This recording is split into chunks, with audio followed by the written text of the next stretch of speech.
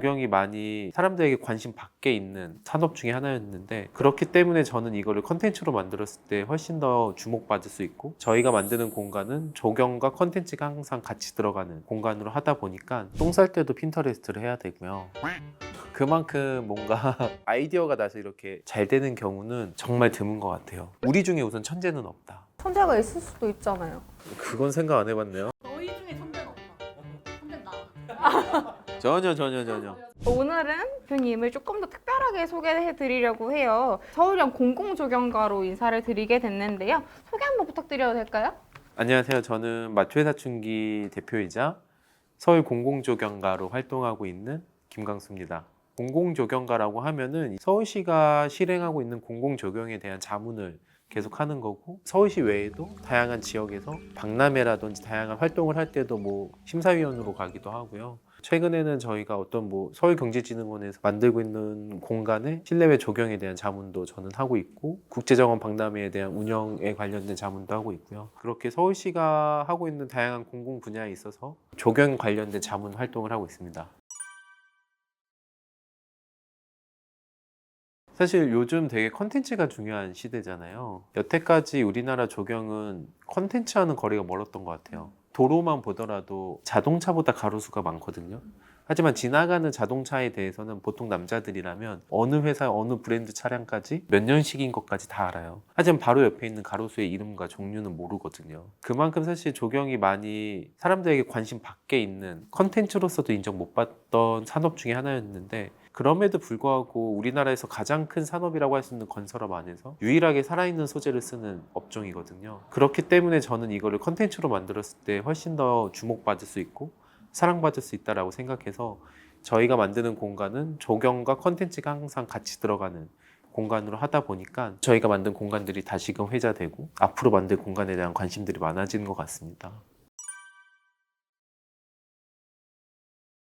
서울의 심장이라고 할 수 있는 서울시청이고요. 그 바로 서울시청 지하에 이제 지하철과 연결되는 부위가 있었는데, 거기가 사용이 안 되고 있었어요. 거기를 이제 서울 갤러리라는 명목으로 서울시의 다양한 역사 헤리티지를 볼 수 있는 하나의 갤러리 식으로 바꿨고, 그곳의 공공 조경과 그리고 서울시청 내외부 다 저희가 조경 설계와 계획을 하게 됐습니다. 되게 특별한 컨셉이 있다고 들었어요. 어떤 컨셉이었을까요? 사실 특별한 건 아니고, 이 서울시라는 곳은 원래 되게 자연 친화적인 도시예요. 서울 안에는 수많은 녹지 시설들이 있고, 특히 서울은 최근 들어서 정원도시 서울이라는 이 슬로건을 밀 정도로 되게 자연 친화적인 도시인데, 서울시청 역시도 그렇습니다. 그래서 그런 공간을 만들려고 했고, 저희는 하나의 나비라는 컨셉을 잡았고요. 이곳에는 아마 나비가 찾아와서 즐기는 곳이 되지 않을까, 멋진 도심 속의 녹지를 만들어야겠다라는 컨셉을 만들었고, 서울시청이 하나의 저는 숲이라고 생각했어요. 서울을 지탱하고 있는 숲, 그리스 신화에 나오는 세계수와 같은 거죠. 그렇다면 그 지하는 그 숲을 받치고 있는 큰 뿌리여야 되지 않을까? 서울 숲으로 들어오는 나비가 그 뿌리를 찾아가는 여정을 저희는 하나의 컨셉으로 잡고 서울시청을 설계하게 됐습니다. 1층부터 지하 외부까지 되게 다양한 공간들을 식물뿐만 아니라 다양한 디자인과 그래픽으로 많이 공간을 연출했고, 나는 도심 속에 있지만 이 자연을 좀 느끼고 싶다라는 분들을 위해서라도 벽천이라고 해서 이런 물과 분수도 저희가 계획을 했었고, 외부와 단절시키는 것들을 저희가 많이 시도했던 것 같아요. 식재를 함으로써, 물을 사용함으로써 종로구 한복판에 있는 이 시청이 외부와 단절되고, 여기에 들어오는 순간부터는 자연을 오롯이 즐길 수 있는 그런 경험들을 선사하게 하기 위해서 많이 노력을 하긴 했습니다. 사람은 태어날 때부터 자연을 되게 좋아할 수밖에 없어요. 엄마 뱃속에서 느꼈던 그런 물에 관련된 소리, 이것들이 내가 태어나서 보니 자연스레 나오는 물소리와 가장 유사하더라, 이러한 이론들이 되게 많거든요. 그런 소리들을 찾기 시작하는 거예요. 실제로 이런 조경을 영어로 랜드스케이프라고 하지만, 그것과 가장 밀접하게 하고 있는 활동 중에 하나가 사운드스케이프거든요. 저희는 랜드스케이프와 사운드스케이프를 같이 하고 있습니다. 이 랜드스케이프 조경 안에서 사운드스케이프를 넣어가지고 조경으로 하지 못하는 영역들을 이 사운드로서 커버하고 더하고 추가하고 있고요. 실제로는 도심 속 녹지일지언정 정말 더 사는 한복판에 있는 기분 이상으로의 그 경험을 느끼게 하는 게 이제 저희의 목표이긴 합니다. 영감 받으신 곳이 따로 있다고 들었는데. 뉴욕에 혹시 가보셨어요? 아니요. 저도 안 가봤어요.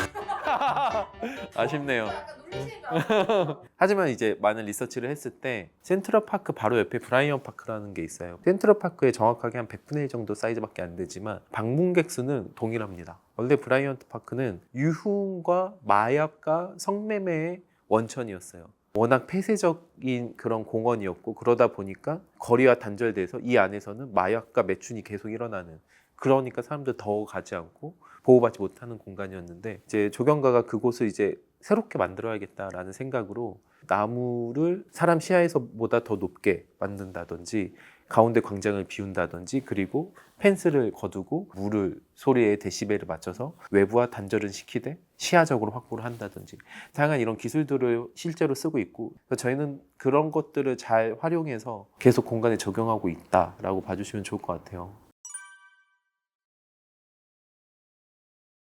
네.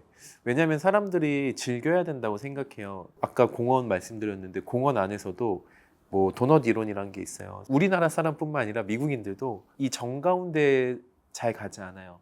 계속 주변을 맴돌아요. 그래서 벤치들을 보면은 그 주변만 있지 정가운데 벤치가 있는 곳은 없습니다. 왜냐하면 사람들이 가지 않아요.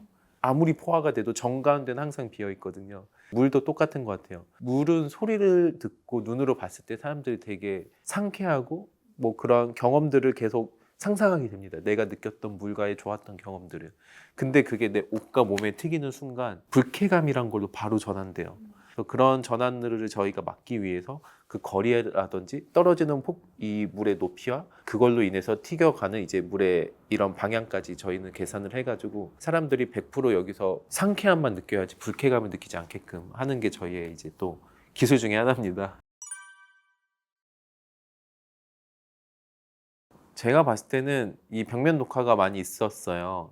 하지만 그걸 사람들이 만질 수 없거든요. 경관이 좋은 시청이었던 것 같아요. 저희는 사람들이 와서 다양한 경험과 대화를 나눌 수 있는 곳이길 원했어요. 생화와 조화 비율을 잘 혼용해가지고 실제로 손이 많이 닿는 곳은 저희가 조화로 시공을 해서 충분히 만져볼 수 있게 하되 살아있는 나무의 껍질들이라든지 줄기들을 이용해가지고 그 조화의 거부감을 많이 없앴고요. 하지만 그래서 만져볼 수도 있고 그리고 그곳 바로 앞에 벤치를 둬가지고 실제로 이 정원 안에서 앉아있고 대화하고 커뮤니케이션 할 수 있는 공간까지 저희는 설계를 했고 사람들이 거기에 나가는 동선 안에서도 조명이라든지 사운드를 통해 가지고 식물이 없더라도 계속 자연의 소리를 들으면서 아 이곳에 오면 편안하다, 시청에 오면 즐겁다 라는 기분을 줄 수 있게끔 좀 노력을 많이 했던 것 같아요. 사실은 그 1층에 있는 12여 미터 되는 그 수직 정원을 지에서부터 관통한 하나의 세계수의 그 뿌리를 하나 보여주고 싶었어요. 근데 이게 구조적인 이슈로 6m밖에 올리지 못해서 아쉽긴 하지만 이 1층에서부터 날라온 나비가 그린 샹들리에를 통해서 지하로 오는 하나의 통로거든요. 그래서 그거를 연상할 수 있는 디자인을 저희는 만들었었고 공간의 개연성이 전 상당히 중요하다고 생각하는데 그 공간의 개연성을 잡아줄 수 있는 게 그린 샹들리에고 저희가 잡은 컨셉인 나비가 그 그린 샹들리에를 통해서 1층과 지하를 연결해주는 하나의 그런 통로로서 매개체로서 저희는 컨셉을 잡았었습니다. 사실 유지 관리라는 거는 어디든지 가능합니다. 동굴에서도 식물은 자라고요. 다만 어려울 뿐이에요. 그래서 그 시스템을 만드는 게 가장 전 중요하다고 생각합니다. 저희가 300개 이상의 사이트를 만들면서 지하 뭐 3, 4층 안 해봤겠습니까? 뭐 121층도 해봤어요. 그런 공간에서 저희는 조화와 생화와 다양한 유지관리법을 나름 습득을 했고 지하 1층에서는 무난하게 생화와 조화 비율을 나눠서 이 공간이 매년 푸른 공간을 만들 수 있게 했고요. 실제 저희랑 이제 M&A를 통해서 같이 하고 있는 브라더스 키퍼를 통해 가지고 계속 유지 관리를 할 생각입니다.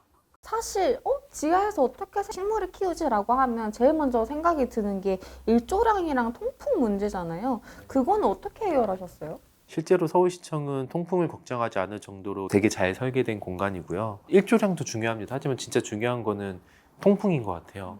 일조량이 부족하더라도 잘 사는 이제 식물들로 저희는 구성을 했고 실제로 물만으로도 자랄 수 있는 식물들이 꽤 있습니다. 서울시청의 지하 공간이 저는 웬만한 사무실보다 환경이 더 낫다라고 생각을 하기 때문에 식물 시스템 설계는 너무 어렵지 않았었고 해왔던 공간에 비해서 서울시청은 뭐 아무것도 아니었다. 너무 쉽죠. 너무 훌륭한 건물입니다. 우선 똥 쌀 때도 핀터레스트를 해야 되고요. 그만큼 뭔가 정말 리서치를 많이 하는 것 같아요. 우선 첫 번째는 리서치인 것 같아요. 아이디어가 나서 이렇게 잘 되는 경우는 정말 드문 것 같아요. 저희 팀원들한테 자주 하는 말 중에 하나가 우리 중에 우선 천재는 없다. 그렇다면 우리는 정말 노력해야 된다. 천재가 있을 수도 있잖아요. 그건 생각 안 해봤네요. 너희 중에 천재는 없다. 천재는 나. 전혀. 네, 이제 막 생긴 신생 브랜드도 좀 확인하면서 시장의 변화라든지 지금까지의 성장 궤도를 체크하지 않으면은 판단을 못 하게 되는 경우가 있더라고요. 커피라는 게 저도 커피를 좋아하지만 뭐 환경 친화적인 활동은 아니라고 생각해요. 그렇기 때문에 이 커피를 통해서 나오는 이런 재생할 수 있는 다양한 과정들을 저희는 좀 보여줘야겠다라는 생각을 통해서 그것들을 가장 잘하고 있는 커피박이라는 브랜드와 함께 공간을 협업하게 됐고요. 이 커피 찌꺼기를 하나의 화분 형태로 만들었을 때 식물의 이런 생장에도 되게 많은 도움을 줍니다. 공간에 적용할 수 있는 재활용이라고 저는 생각합니다. 그래서 그런 것들을 잘 활용한다면 공간에 오는 사람들뿐만 아니라 공간을 만드는 과정과 그것을 또 관리하는 과정에서도 더 좋은 결과를 얻을 수 있지 않을까라는 생각으로 시작을 했던 것 같아요. 대표님께서 서울시장 공공조경가로 앞으로 이제 많은 분들을 또 찾아뵐 거잖아요. 거기에서 좀 바라는 그런 부분이 있다면 어떤 부분일까요? 뭐 공연 중에도 이머시브 공연이라는 것들이 많이 있죠. 관객들이 참여해서 같이 움직여서 관람하는 그런 공연인데 이머시브 체험형 공간을 만들고 싶어요. 그래서 사람들에게 이 조경이 만들어낸 이 공간이 그냥 바라보면서 가는 공간이 아니라 내가 직접 만들고 만지고 여기서 나는 향기도 맡고 소리도 듣고 그리고 다양한 미디어라든지 다양한 테크들을 통해 가지고 그 사람들이 경험할 수 있는 다양한 요소들을 많이 넣고 싶어요. 사실 센트럴파크도 그렇지만 많은 조경된 공간들이 단점이 사계절이라고 생각하시는 분도 많지만 더 큰 단점은 낮과 밤의 이 차이예요. 낮에는 사람들이 가서 볼 게 많다고 생각하지만 저녁에는 자연과 숲은 위험하다고 생각하거든요. 그런 것들도 좀 깨고 싶어요. 저녁에도 조명과 이머시브 테크를 통해 가지고 사람들에게 즐길 수 있는 법을 많이 알려주고 싶고 이 자연이 주는 한계를 이미 뭐 겨울이니까 밤이니까 이렇게 단정 짓지 않으셨으면 좋겠어요. 그리고 저희가 그 기준을 깨고 사람들에게 새로운 기준을 만들어주고 싶은 게 욕심입니다. 서울시청 했으니까 이제 청와대를 가야 되지 않을까라는 생각을 하고 있고요. 최초의 컨텐츠들과 사이트들을 계속 만들고 개발하고 있고 앞으로는 최고의 공간들도 더 많이 하고 싶고요.